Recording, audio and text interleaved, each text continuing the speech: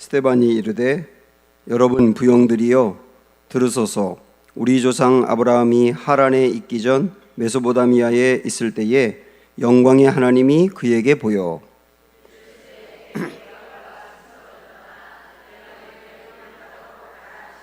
아브라함이 갈대아 사람의 땅을 떠나 하란에 거하다가 그의 아버지가 죽음에 하나님이 그를 거기서 너희 지금 사는 이 땅으로 옮기셨느니라.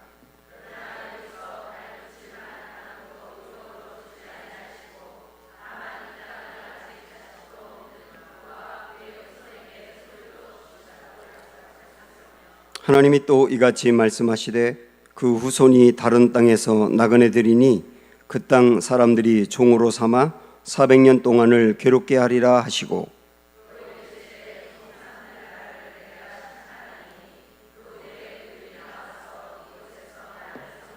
같이 읽습니다. 할례의 언약을 아브라함에게 주셨더니 그가 이삭을 낳아 8해 만에 할례를 행하고 이삭이 야곱이 우리 12조상을 낳으니라. 아멘. 네, 여러분 옆에 있는 영적인 가족이시거든요. 손을 꼭 잡고 인사합니다. 사랑합니다. 축복합니다.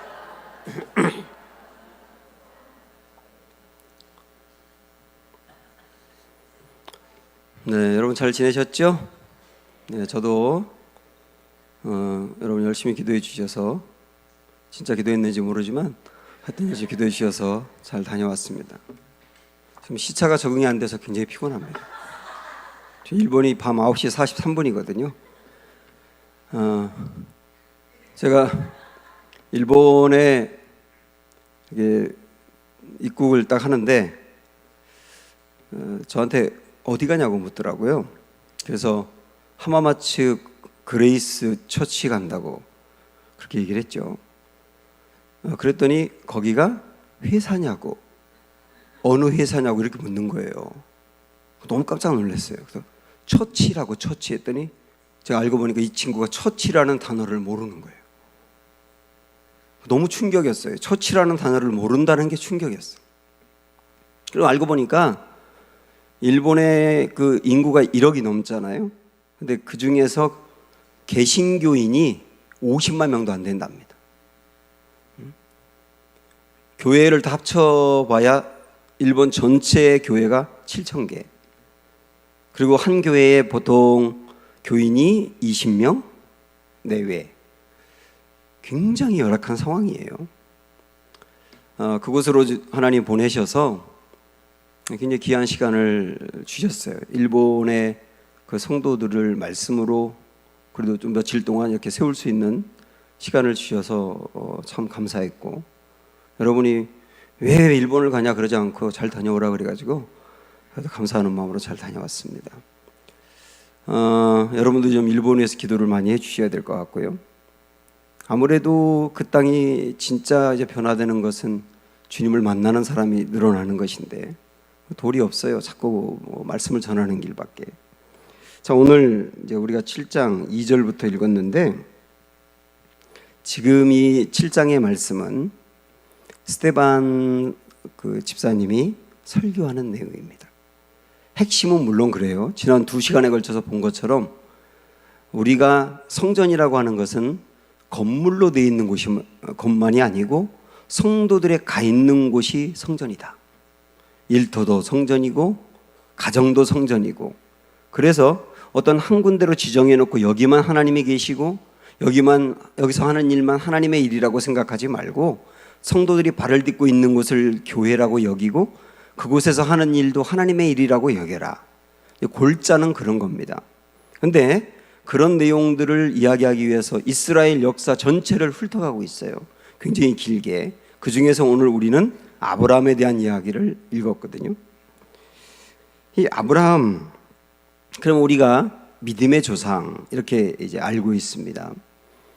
그래서 제가 언젠가 특별 새벽 기도할 때도 아브라함에 대해서 언급을 하면서 그때도 이야기했습니다만은, 우리는 이런 생각을 할 때가 많아요. 아브라함은 하나님이 그를 찾아가서 건져내면서 가나안 땅으로 이제 이주해 갈 때부터 이미 믿음이 굉장히 좋았을 거라고 생각을 해요. 늘 믿음이 좋았다고 생각을 하는데, 아브라함이 하나님으로부터 부름을 받고 그 다음에 거의 마지막에 자기의 아들까지도 하나님께 드릴 정도로 놀라운 헌신과 사명을 감당한 그것은 절대로 처음부터 저절로 된 게 아니에요.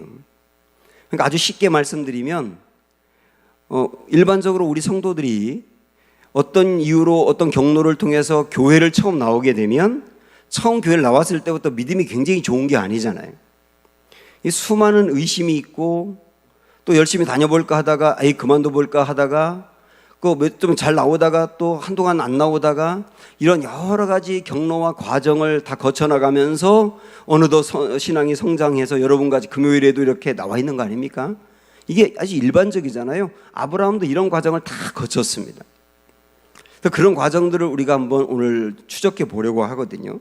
자, 먼저 하나님은 아브라함을 찾아가셨어요. 물론 아브라함이 셈족이기 때문에 하나님에 대해서는 알고 있었을 겁니다.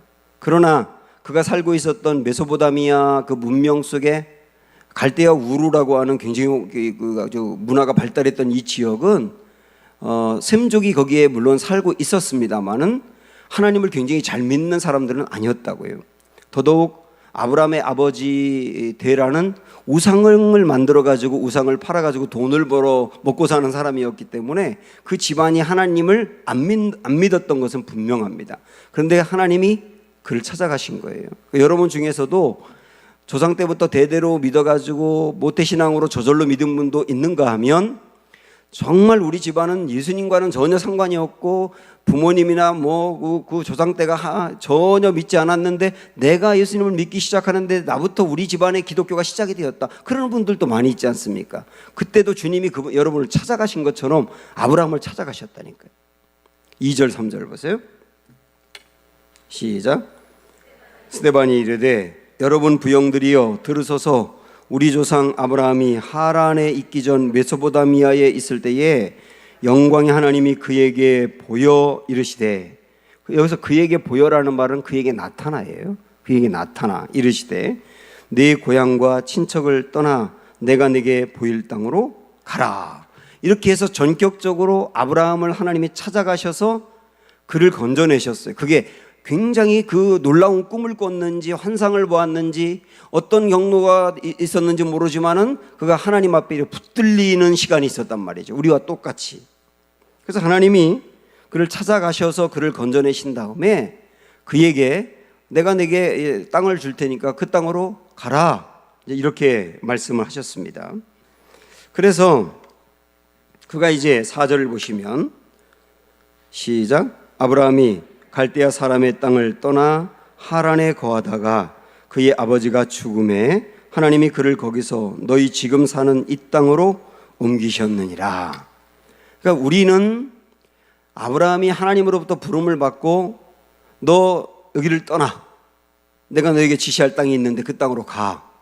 그러니까 아브라함은 예, 하나님, 제가 하나님 하라는 대로 다 할게요 하고 하나님 말씀하신 대로 착착착착 순종하며 간 것이라고 생각하지만 그게 아니었다는 거예요.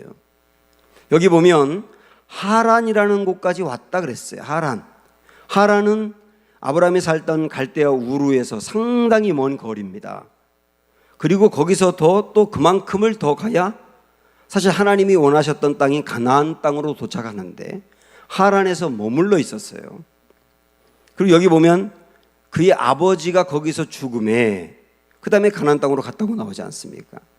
여기 이렇게 간단히 나오지만은 유대인들이 쓴 성경은 아니지만 유대인들이 쓰고 공부하고 배우는 그 책에는 뭐라고 나와 있냐면 아브라함이 65세 때 고향을 떠났다. 65세 때. 우리는 75세라고 이해하고 있잖아요. 근데 65세 때 떠났다는 거예요. 이 이스라엘 백성들이 보는 책에는. 그리고 하란이라는 곳에 와서 거기 머물러 있으면 안 되고 계속 가야 되는데 거기 머물러서 10년을 있었다는 거예요. 그리고 아버지가 돌아가신 다음에 그때 또 하나님이 전격적으로 불러내서 75세 때 하란에서 떠났다는 거예요. 그게 이스라엘 백성들이 보고 있는 기록이거든요. 저는 이게 오히려 맞다는 생각이 들어요.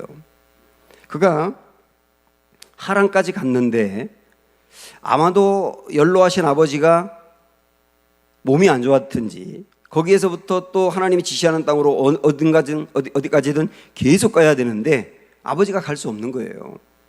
그래서 그냥 갈 수 없어서 머무르다 보니 머무르다 10년이 지나간 겁니다. 이 말은 뭐냐면 아브라함은 부름을 받을 때부터 일사천리로 순종해가지고 가나안 땅으로 간 게 아니고 중간에 불순종하며 주저앉는 시간이 10년이나 있었다는 뜻이에요.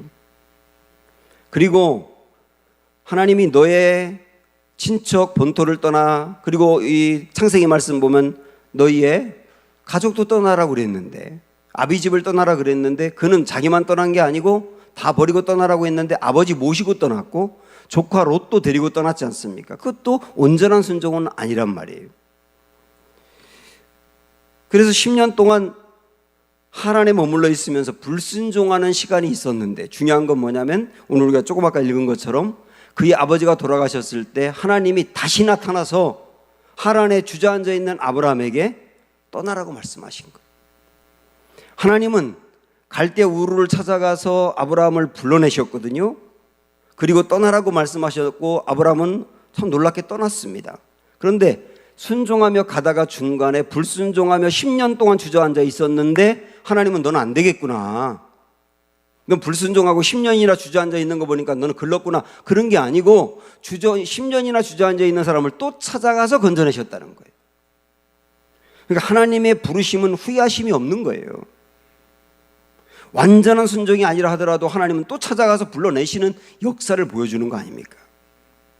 제가 이번에 일본에서 일본인 여자분이 교회 아주 열심히 다니는 걸 봤는데 그분이 한국말로 잘하더라고요. 한국말로 뭐 당신은 사랑받기 위해 태어난 사람 그 찬양도 하더라고요. 찬양을 잘하는 건 아닌데 한국말은 잘하더라고요. 근데 그분은 이제 저하고 헤어질 때 목사님 안녕히 들어오세요 그렇게 인사를 하더라고요. 그래도 이제 한국말로 하려고 하는 거예요. 그래서 어떻게 이렇게 예수님을 믿게 되냐 그랬더니 미션 스쿨을 다녔다는 거예요. 미션 스쿨을 다녀서 그때 교회를 다녔는데 자기 흥미가 없어서 떠났대. 그리고 30대 중반쯤에 또 친구가 교회를 가자 그래서 갔었는데 몇 달 다니다 또 떠났대. 그러다가 한참 시간이 지나서 이 교회에서 역전해서 아마 전도를 하다가 이분을 만난 것 같은데 거기 가면 한국말 가르쳐 주냐고 해서 이거 한국말 가르쳐 준다고 해서 온 거예요 다시. 근데 한국말 배우려고 왔다가 복음을 만난 거예요. 그래서 예수님 만나서 예수님 좋아가지고 얼마나 말씀을 잘 듣는지 몰라요. 결국 그래서 자기는 이제 정말 교회가 좋고 예수님이 좋다는 거예요. 저는 그분이 생각났어요. 말씀을 준비하는데 하나님이 그 일본 땅에서 1억도 넘는 인구 중에 50만도 채 안 되는 크리스찬밖에 없는데 그곳에서 하나님이 그분을 찾아가신 거 아니에요. 그리고 불러내셨는데 조금 다니다가 흥미 없다고 떨어졌지만 하나님이 또다시 찾아가서 건져내시고 또 몇 달 다니다가 흥미 없어 떨어져 나갔지만 또다시 찾아내서 결국은 그 자리에 앉히신 거 아니에요.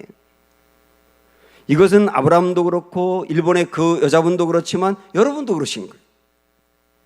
때로는 우리가 불순종의 기간이 꽤나 오랫동안 있고 하나님을 떠나 있는 기간도 굉장히 길게 있었던 분도 있고 지금도 신앙생활하면서 어느 순간부터 내가 하나님이 내게 맡겨진 일을 안 하고 그냥 이게 이 상태로 가고 있는 분도 있는데 하나님은 한번 불러내시면 포기하지 아니하시고 또 찾아가고 또 찾아가신다는 거예요. 이게 참 은혜 아닙니까? 그래서 하란으로 찾아가서 아브라함을 불러내셨는데요. 그 다음에 보세요. 자, 5절 말씀 보면 5절 다 같이 시작.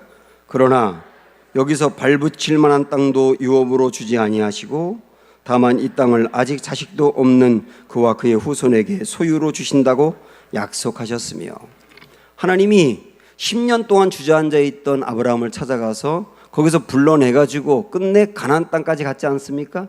가나안 땅까지 갔더니 거기에 발붙이고 살만한 땅이 없는 거예요. 아브라함이 원래 살았던 갈대아 우르라고 하는 땅은 아주 쉽게 말씀드려서 지금 미국 같은 곳입니다. 그렇게 화려하고 아주 넉넉하고 충분하게 잘 살도 있는 사람을 불러내가지고 가나안 땅으로 했는데 그 가나안 땅은 미국에 비하면 너무나 떨어지는 곳이에요. 거기로 오는 것도 힘든데 와보니 하나님이 그 불러내놓고 준비한 땅도 없다는 거예요.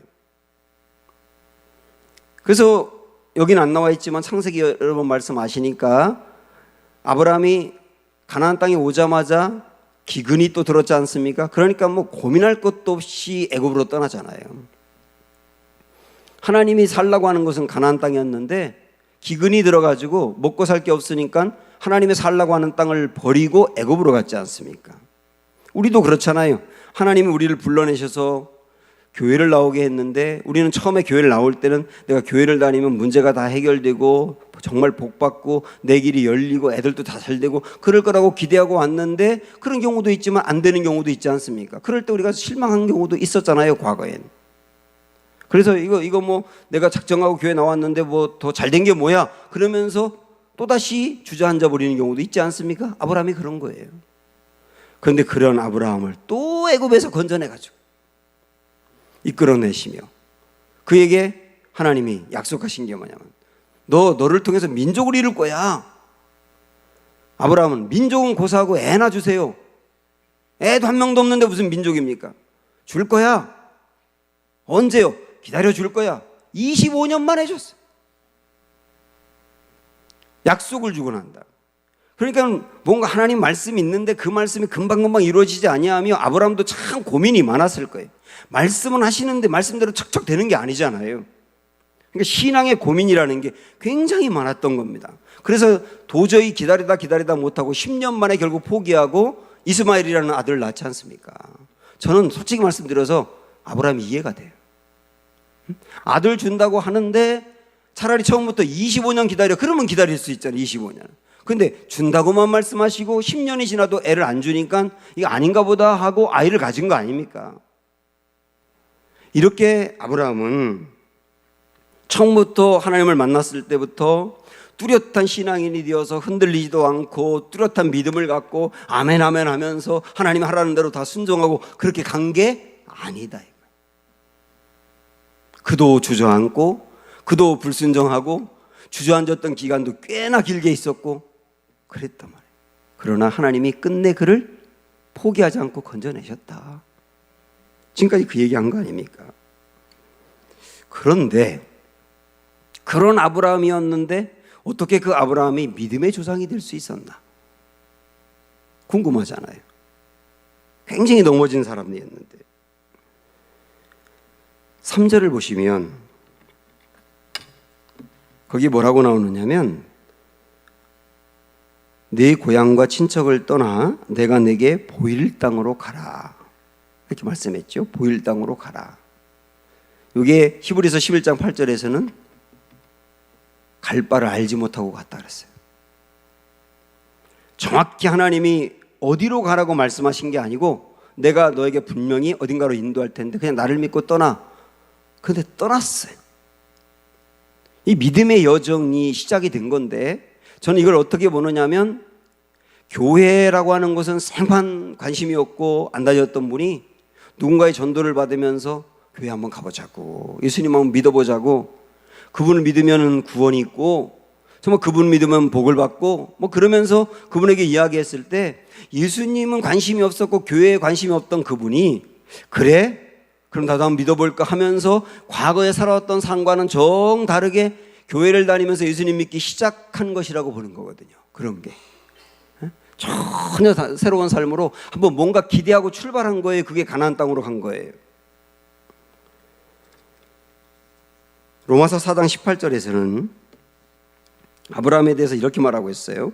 아브라함이 바랄 수 없는 중에 바라고 믿었다. 바랄 수 없는 중에 바라고 믿었다.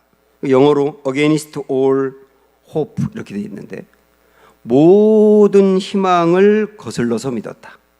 그걸 다르게 말하면 전혀 소망을 가질 수 없는 상황에서도 하나님을 믿고 출발했다 그 얘기예요. 그리고 아들을 낳을 수 없는 상황인데 99세 때 하나님이 너희가 아들을 줄 거야 그럴 때 아브라함이 웃었잖아요. 사라도 웃었고. 그런데 하나님이 준다고 하니까 도저히 육체적으로 아이를 가질 수 없는 상황인데도 하나님이 준다 하니까 그래요. 그리고서 또 믿고 가는 거예요. 그러니까 아브라함이 처음부터 끝까지 흔들리지 아니하고 계속 믿음을 갖고 나아간 것은 아니지만 그러나 아브라함의 전체 인생을 이렇게 놓고 보니까 단막으로 보면 그가 불순종하고 흔들린 적도 있었지만 그 전체 인생으로 이렇게 보니까 그래도 하나님을 믿고 꾸준히 갔더라는 거예요. 그걸 하나님 중요하게 보는 거예요. 다윗의 인생도 마찬가지 아닙니까? 하나님이 다윗을 내 마음이 아프다 그랬어요. 내 마음이 아픈 사람이라. 그러나 여러분이나 저나 제가 알고 있는 것처럼 다윗의 인생이 완벽하지가 않았잖아요. 다윗의 인생에도 정말 평생 너무나 큰 오점을 남기기도 했고요. 밧세바를 범하고 그의 남편을 죽인 것, 그리고 나중에 인구조사해가지고 7만 명이 넘는 사람들이 온역에 걸려서 죽게 된 것, 그리고 나발 사건 여러분 아시는 것처럼 나발이 먹을 걸 주지 않았다고 해서 화가 나고 자존심 상해서 그를 죽이려고 가던 것, 이런 거 하나하나 보면 다윗도 온전한 사람이 절대 아니었습니다. 망명도 갔고. 그러나 하나님이 다윗을 내 마음에 합한 자다라고 말하는 것은 다윗의 인생이 처음부터 끝까지 완벽해서가 아니에요. 그도 넘어진 적이 있고, 그도 주저앉은 적이 있고, 그도 퇴보한 적이 있지만 그래도 하나님이 그의 인생 전체를 보니 하나님을 사랑하는 인생이었고, 하나님을 떠나 살지 않았고, 넘어진 적이 있더라도 하나님 붙들고 다시 일어나고, 전체를 보니 하나님을 사랑하는 사람이었더라. 아브라함도 그렇게 넘어졌고 주저앉았었지만 그의 인생 전체를 보니 믿음으로 전진한 인생이었더라. 여러분, 제가 드리는 말씀 뭔지 이해가 되시죠? 저도 그렇고 여러분도 그렇지 않습니까? 지금까지 저도 50여 년의 인생을 살아왔고, 모태신앙으로 살아왔고, 그리고 20대 후반부터 목사가 되어서 지금까지 사역을 해왔지만, 저도 계속 하나님만 바라보고 흔들리지 않고 믿음으로 여기까지 왔느냐? 아니에요. 저도 중간에 목회 그만두고 제 아내한테 식당 차리자고 졸른 적도 있었고, 저도 목사님과의 관계가 너무나 안 좋아서 다 그만두고 러시아로 도망가려고 한 적도 있었고, 저도 목회하면서 수많은 고민이 있었고요. 여기가 정말 하나님 날 부르신 곳 맞는가라고 하는 고민도 있었고요, 이전에. 그런데 그럴 때마다 하나님이 또 찾아와서 건져내고, 또 찾아와서 건져내고, 그래서 그때도 넘어지고 이때도 넘어지고 자주 넘어졌지만 뒤로 이렇게 물러서서 보니까 그래도 전진하고 있는 거예요. 하나님이 우리 인생에 너 넘어진 적이 있지? 너 죄진 적이 한 번 있지? 너 이런 일 범한 적이 있지? 넌 탈락이야. 이러는 게 아니라 넘어진 적도 있고 부족한 적도 있지만 그의 인생 전체를 보신다. 그래도 하나님을 추구한다는 거, 그래도 하나님을 사랑한다는 거, 그래도 넘어지지만 하나님을 벗어날 수 없다는 거, 그런 걸 굉장히 기이 보시면서 아브라함도 믿음의 조상이다라고 말씀하신 거예요. 그러므로 넘어질 때도 반드시 찾아와서 손 내미시는 주님의 손 반드시 여러분 만나시길 바라고, 그 손 붙들고 또 일어서시기를 축복합니다. 신앙생활 그렇게 해가는 거예요. 그럼 여기서 우리가 한 가지 회의가 될 수 있는 게 뭐냐면, 그러면 넘어지고 또 넘어지고 넘어지고 또 넘어지고 별로 변화도 안 되고 계속 그렇게 살아야 되는 건가요? 그건 또 아니잖아요. 그래서 여기서 우리 한 가지 더 생각하려고 하는 게 뭐냐면, 그러면 넘어질 수 있고 넘어져도 하나님이 버리지 않고 우리를 또 인도해 주시지만, 그러나 우리가 하나님이 기뻐하는 모습으로 어떻게 변화될 수 있을까요? 이것도 생각을 해야 되잖아요. 어떻게 변화될 수 있을까요? 오늘 아브라함의 이야기가 2절부터 8절까지 7절에 걸쳐서 짤막하게 소개가 되고 있지만, 여기서 여러분들 이 이야기 속에서 아브라함이 부름받은 것부터 귀한 헌신을 한 것까지 전체를 볼 때 결국 그 모든 일을 주관하신 분은 하나님이에요. 아브라함이 변화되고, 아브라함이 하나님을 찾고, 아브라함이 헌신하고, 아브라함이 모든 걸 주도권 갖고 그의 인생을 개척해 나가서 하나님이 기뻐하는 삶을 살았다가 아니고, 아브라함은 참 우리와 똑같이 부족했고 넘어졌지만 포기하지 않고 그를 찾아가서 또 건지고 또 건져서 결국은 하나님 원하는 뜻까지 곳까지 인도하신 하나님의 은혜를 보여주고 있다고 해요. 그래서 우리 2절, 4절, 6절 한번 읽어볼 텐데, 이 주어가 누군지, 이 문장의 주어가 누군지, 아브라함의 인생의 주도권을 누가 가지고 있는지 여러분 분명히 보시면서 여러분의 인생도 똑같이 대비하셔야 되거든요. 자, 2절 시작.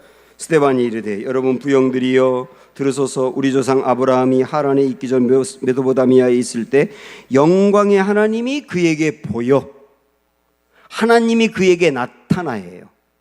그가 하나님을 믿게 된 거 그가 선택한 거냐? 하나님이 찾아오셨다예요.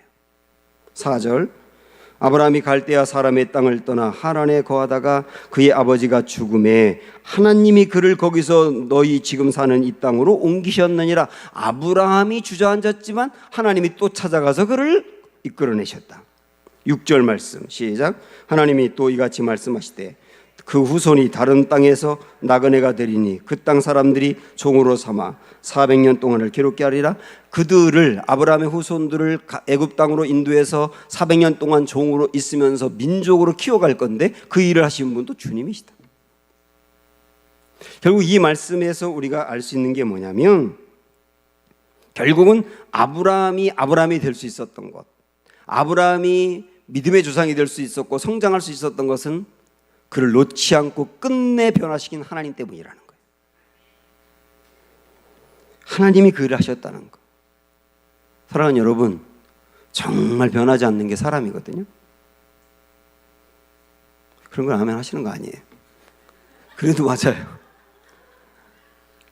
그래서 성경에 보면 예레미야서에도 굿수인의 피부가 변한다면, 그 말은 뭐냐면 흑인의 피부가 백인이 된다면, 마이클 잭슨 빼고 흑인의 피부가 백인이 된다면, 정말 그렇다고 한다면, 표범의 그 피부에 반점이 없어진다면, 그렇다면 사람이 선해질 수 있을 거다. 이렇게 말할 정도로 정말 변화가 안 되는 게 사람의 마음이라. 그래서 누군가를 변화시키려고 하지 마세요. 내 말로, 내 잔소리로 누군가 변화될 줄 아세요? 제가 오늘 아침에 우리 목사님들 만나서 이야기하는데 어떻게 얘기하다 보니까 주제가 부부싸움이 됐어요. 목사님들도 부부싸움 하거든요. 그래서 처음에 이제 몇 번 정도 싸우냐고 1년에 이렇게 물어보는 것을 얘기하다가 이제 사모님들의 스타일이 어떤지를 쭉 들었는데 굉장히 불쌍한 목사님이 있더라고요. 끊임없는 그 사모님의 잔소리를 들어야 된대요. 그 사모님이 잔소리 시작하면 뭐 끝도 없다는 거예요. 정말 저는 굉장히 감사했거든요. 그래서 잔소리 할 때 너 그럼 반응이 어때? 그랬더니 딴 생각한대. 잔소리 할 때 하나부터 100까지 센대. 하도 잔소리 하니까. 그러니까 아무리 잔소리해도 20년, 30년을 잔소리해도 안 바뀌는 거예요. 응? 여러분 남편 바뀌던가요? 그러니까 그냥 오직 안 바뀌니까 원수라 그러겠어요. 안 바뀌어. 사람의 말로 바뀌는 게 아니에요. 그런데 아브라함은 바뀌었어요. 우리도 지나가 보니 변했어요. 어떻게 변한 줄 아세요? 하나님이 그를 바꾸셨는데, 아브라함이 바뀌게 된 것은 하나님에 의해서 바뀌었는데 하나님이 그를 이렇게 바뀌신 거예요. 그가 보던 것과 또 다른 세계를 보게 했어요. 그가 알던 것과 또 다른 것을 알게 했어요. 예를 들어서 이런 겁니다. 잘 들어보세요. 그가 애굽에 내려갔을 때 기근이 있어서 피해가지고 애굽에 내려갔지 않습니까? 거기서 두려워가지고 거짓말하고 아내 사라가 아내를 바로에게 빼앗길 뻔한 위기가 있었잖아요. 그래서 뭐 힘도 없으니까 속절없이 아내를 빼앗길 뻔했는데 하나님이 꿈속에서 나타나가지고 바로를 얼마나 꾸중하셨는지 날이 밝자마자 아브라함을 불러가지고 얼른 내 안에 들어가라 그러면서 막 돈까지 잔뜩 준 거예요. 그때 아브라함은 경험을 한 거예요. 하나님을. 야, 이집트의 바로왕은 세계적인 왕인데 세계적인 왕이 나를 불러내신 하나님 앞에 쩔쩔매네. 야, 나를 불러내신 하나님이 굉장히 크고 놀라운 분인 거구나. 못 보던 걸 보고 나니까 하나님에 대한 신뢰가 생기기 시작하는 거예요. 그러니까 다시 가나안 땅에 왔을 때 롯과 갈라지지 않습니까? 롯이 간 소돔 땅에 전쟁이 일어났을 때 롯이 사로잡히잖아요. 그 롯을 구해내기 위해서 318명을 데리고 네 나라 연합군과 싸웠어요. 말도 안 되는 전쟁이에요. 네 나라 연합군과 싸우려고 318명을 데리고 갔다니. 근데 그 전쟁에서 이긴 거예요. 그 전쟁에서 이기고 돌아왔다고요. 그때 아브라함은 또 못 보던 걸 보는 거예요. 야, 하나님의 능력이 굉장하구나. 숫자가 적어도 이기게 할 수 있는 분이 나를 불러내신 하나님이구나. 무엇보다 하나님에 대해서 눈이 떠지기 시작하니까 하나님에 대한 신뢰가 생기고, 그러면서 그의 삶의 변화가 일어나는 거예요. 그러다가 끝내 도저히 아이를 낳을 수 없는 상황인데 아들을 주신다고 하더니 정말 주셨어요. 이미 아들은 틀렸다고 포기했는데 정말 불가능이 없이 이루시는 하나님을 보았을 때, 하나님 굉장한 분이구나. 그런 걸 보면서 하나님에 대해서 눈을 뜨면서 눈을 뜨는 것만큼 하나님을 신뢰하고 그의 삶의 변화가 일어나더라는 거예요. 여러분, 동굴의 비유 아시죠? 플라톤이 얘기했던 동굴의 비유. 동굴 속에서 태어나가지고 동굴 안에서만 사는 사람이 있었거든요. 여러 사람들이. 그들은 오직 동굴 안에 있는 게 세계 전체인 줄 알아요. 그 안에서 보는 게 세계인 줄 알아요. 그리고 동굴 입구에 이 불빛이 있는데, 불빛에서 이렇게 그림자가 생겨가지고 그림자가 왔다 갔다 하니까 그 그림자가 실체인 줄 알고 그렇게 생각하고 사는 사람들이. 근데 아주 우연히 한 사람이 동굴 밖으로 나가게 됐어요. 동굴 밖에 나갔더니 세상에 동굴 안에서 보던 거와는 완전히 다른 세상이 있는 거예요. 그리고 그래서 그 사람은 동굴 안으로 들어가서 동굴 안에 있는 사람들에게 동굴 밖으로 나가보자고, 굉장한 세상이라고. 근데 그 사람들은 믿지 못하잖아요. 근데 이 사람은 동굴 안에 더 이상 살 수가 없는 거예요. 왜요? 또 다른 세상을 봤으니까. 또 다른 세상을 보면 그 안에 살 수 없는 거거든요. 저 신앙도 똑같다고 봅니다. 처음에 내가 알고 있던 하나님에 대해서 또 다른 하나님을 보게 될 때, 처음에 신앙이라고 하는 것을 정말 피상적으로 단지 교회 잘 다니면 복 받을 줄 알고 그렇게만 생각하고 나왔던 분이 정말 놀라운 그 영적 세계를 보았을 때, 천국의 실체라든지 구원의 역사라든지 내가 생명 얻은 것이 얼마나 귀한지를 보고 나면, 눈이 띄어지면 그 다음부터는요 변화가 일어나는 거예요. 물질이 최고인 줄 알고 그거 움켜쥐면서 그것 때문에 그냥 바둥바둥 살았던 사람이 정말 하나님을 만나고 크신 하나님을 경험하고 나면 주머니를 열기 시작하는 거거든요. 주머니를 절대 열지 못하는 사람에게 열라고 하면 상처만 받아요. 근데 또 다른 세계를 보여줄 경우는 여는 거예요. 저는 신앙이, 우리 마음이 정말 안 바뀌는데 정말 바뀌는 건 언제냐면 또 다른 세계를 볼 때 바뀐다. 사랑하는 여러분, 오늘 우리 그 소망을 갖고, 주여 신앙생활 하는 것만큼 우리가 삶도 변화되기를 원하고요, 마음도 변화되기를 원하고요, 그만큼 여전히 우리가 부족하오니 또 다른 하나님의 세계를 보게 해 주십시오. 오늘 그렇게 기도함으로 하나님 부어주신 은혜가 충만하기를 주님의 이름으로 축원합니다. 너희는 가만히 있어. 함께 찬양합니다.